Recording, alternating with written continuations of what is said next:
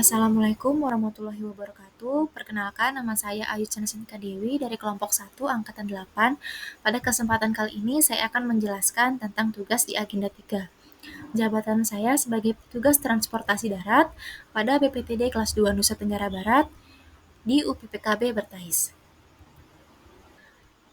Selanjutnya, dasar hukum saya dalam melaksanakan tugas. Yang pertama, UU nomor 22 tahun 2009 tentang lalu lintas dan angkutan jalan, PP nomor 74 tahun 2014 tentang angkutan jalan, Peraturan Menteri Perhubungan, PM 134 tahun 2015 tentang penyelenggaraan penimbangan kendaraan bermotor di jalan, PM 60 tahun 2021 tentang penyelenggaraan angkutan barang dengan kendaraan bermotor di jalan.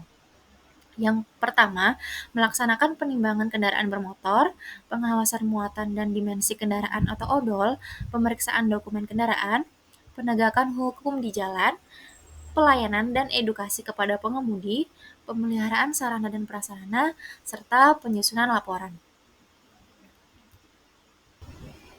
Dalam bidang tugas saya terdapat 3 isu yang menonjol, yaitu yang pertama, rendahnya kepatuhan pengemudi terhadap kepatuhan aturan odol, yang kedua, kurangnya fasilitas dan teknologi penunjang, dan yang ketiga, tingginya tekanan sosial dan potensi gangguan keamanan.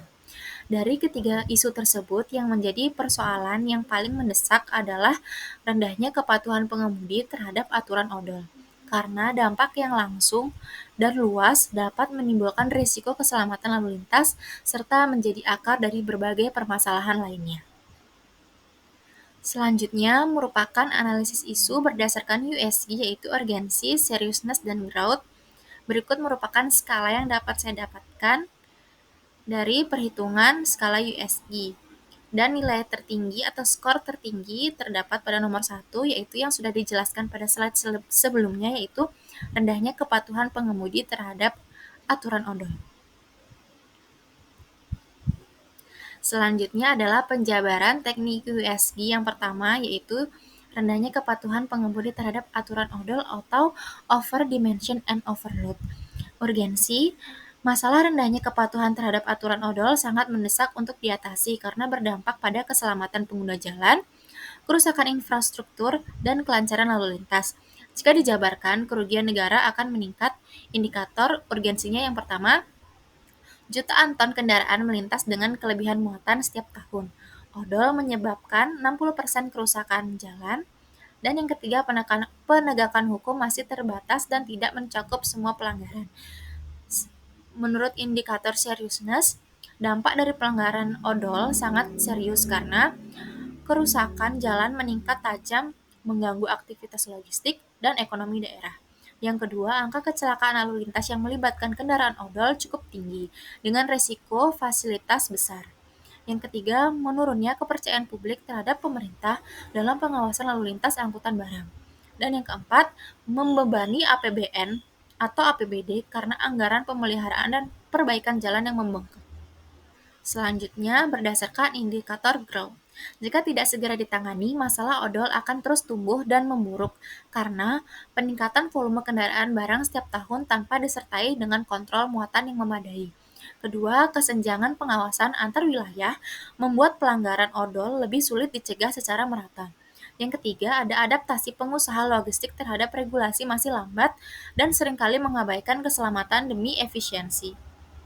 Dan yang terakhir, teknologi pengawasan masih terbatas, belum semua UPPKB terintegrasi secara digital dan real-time. Selanjutnya, analisis teknik USG berdasarkan isu kurangnya fasilitas dan teknologi penunjang di UPPKB. Yang pertama, berdasarkan urgensi, kekurangan fasilitas dan teknologi di UPPKB adalah masalah mendesak yang mempengaruhi efektivitas penegakan hukum terhadap pelanggaran odol. Beberapa contoh kondisi mendesak meliputi penggunaan timbangan manual atau alat yang tidak terkalibrasi, belum semua lokasi dilengkapi dengan sistem WIM atau Week in Motion, pencatatan data penimbangan secara manual yang berisiko tinggi, salah salah input atau manipulasi data. Selanjutnya berdasarkan seriousness. Dampak dari kurangnya fasilitas ini cukup serius karena menghambat kinerja petugas, mengurangi akurasi dan kepercayaan publik terhadap hasil penimbangan, membuka celah bagi praktek manipulasi atau pungli akibat proses yang manual, Selanjutnya ada menurunkan efektivitas UPPKB sebagai garda terdepan dalam pengawasan kendaraan angkutan barang. Berdasarkan Grout, jika tidak segera diatasi, kekurangan fasilitas dan teknologi ini bisa memiliki potensi masalah yang semakin besar karena yang pertama, volume kendaraan barang terus meningkat seiring pertumbuhan ekonomi dan logistik nasional. Yang kedua, petugas akan semakin kewalahan jika tidak dibantu dengan sistem digital dan otomatis. Yang ketiga, tingkat pelanggaran odol bisa semakin tinggi karena pelaku tahu pengawasan masih lemah. Yang keempat, UPPKB akan semakin tertinggal dari perkembangan teknologi transportasi cerdas, Intelligent Transportation System. Selanjutnya, teknik USG pada isu yang ketiga, tingginya tekanan sosial dan potensi gangguan keamanan terhadap petugas di UPPKB. Masalah ini mendesak karena terkait keselamatan petugas pengawasan, tekanan sosial dari pengemudi dan pemilik kendaraan dapat menghambat tugas dan menciptakan ketakutan. Beberapa kondisi mendesak meliputi ancaman verbal atau fisik terhadap petugas saat menindak pelanggaran odol. Yang kedua, tekanan dari kelompok tertentu untuk meloloskan kendaraan, dan yang ketiga, rasa tidak aman yang membuat petugas enggan bertindak tegas. Berdasarkan seriousness, dampak dari tekanan sosial dan gangguan keamanan ini sangat serius. Antara lain yang pertama, penurunan moral dan semangat kerja petugas di lapangan, pembiaran pelanggaran hukum karena petugas takut menindak. Yang ketiga, potensi konflik fisik antara petugas dan pengguna jalan. Dan yang keempat, rusaknya citra institusi karena dianggap tidak tegas atau berpihak. Berdasarkan Grout, jika tidak diatasi, masalah ini berpotensi semakin membesar karena pelanggar akan semakin berani melakukan intimidasi jika tidak ditindak tegas, keputusan akan menurun karena sanksi tidak ditegakkan secara konsisten, lingkungan kerja tidak kondusif, dan bisa menyebabkan petugas keluar dari tugas fungsionalnya, dan yang terakhir bisa memicu krisis kepercayaan publik terhadap integrasi UPPKB.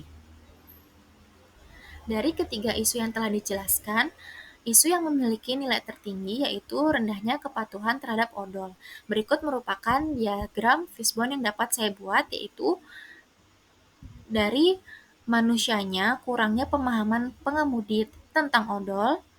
Yang kedua, pengemudi mengejar bonus atau muatan berlebih guna mengefektifkan setiap pengiriman. Yang ketiga, rendahnya etika dalam bekerja. Selanjutnya, dalam metode sosialisasi aturan kurang efektif. Yang kedua, penegakan hukum yang tidak konsisten. Dan yang ketiga, prosedur tilang tidak terintegrasi. Dalam mesin atau alat yang digunakan, alat timbang manual dan tidak akurat. Tidak semua lokasi UPPKB dilengkapi dengan WIM atau Wake in Motion. Selanjutnya yang ketiga, minimnya etle mobil di daerah-daerah. Selanjutnya dari lingkungan, tekanan pemilik barang atau perusahaan untuk muatan berlebih karena jika muatan berlebih dalam sekali pengiriman itu dapat meningkatkan keuntungan bagi perusahaan. Selanjutnya, budaya permisif terhadap pelanggaran. Dan yang ketiga, kurangnya kampanye keselamatan jalan. Karena apabila semakin banyak kendaraan barang yang melakukan pelanggaran odol ini, maka resiko kecelakaannya itu semakin tinggi karena bisa karena odol dapat menyebabkan seperti remblong atau tidak bisa menanjak saat berada di jalan tanjakan seperti itu.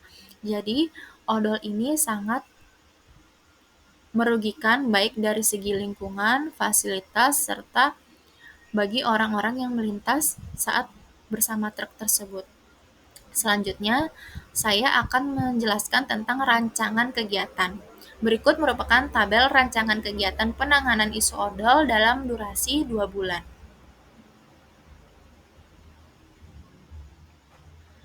Minggu pertama sampai minggu kedua kita akan melakukan persiapan, mulai dari pembentukan tim kerja, desain materi edukasi, koordinasi dengan perusahaan logistik, dan komunitas sopir.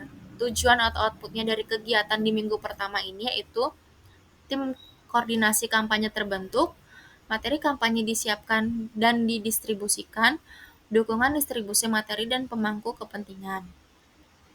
Di minggu ketiga dan keempat, yaitu kita akan melakukan sosialisasi. Kegiatan yang pertama adalah menyebarkan bahan edukasi brosur kepada para supir, outputnya untuk meningkatkan kesadaran langsung di lapangan. Yang kedua, edukasi digital via WhatsApp dan media sosial seperti Instagram, YouTube, untuk pesan kampanye menjangkau seluruh pengemudi secara daring. Di minggu ketiga, yaitu di minggu kelima dan keenam, penegakan dan simulasi. Operasi gabungan pengawasan odol, outputnya penegakan aturan dan edukasi pelanggaran serentak. Yang kedua, pendataan pelanggaran berbasis QR Code, outputnya data digital untuk edukasi layanan dan pemantauan. Dan di minggu keempat, yaitu minggu ketujuh dan ke-8, ada tahap evaluasi.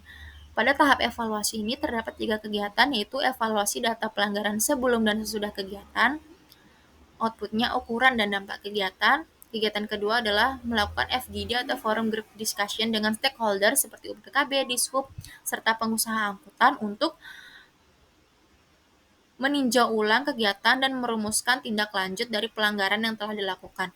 Serta kegiatan yang ketiga yaitu menyusun laporan dan rekomendasi. Tujuannya yaitu melaporkan semua kegiatan yang telah kita lakukan selama 2 bulan tersebut dan memberikan usulan kebijakan yang tepat agar odol bisa cepat ditangani. Selanjutnya yaitu manfaat kegiatan kampanye kepatuhan odol. Yang pertama, meningkatkan efektivitas pengawasan oleh UPPKB. Yang kedua, mendukung keamanan jalan dan kelestarian infrastruktur. Yang ketiga, memperkuat kolaborasi antar instansi dan pelaku transportasi. Yang keempat, meningkatkan kesadaran dan pengetahuan pengemudi. Yang kelima, menumbuhkan budaya tertib dan tanggung jawab. Yang keenam, mengurangi jumlah pelanggaran odol.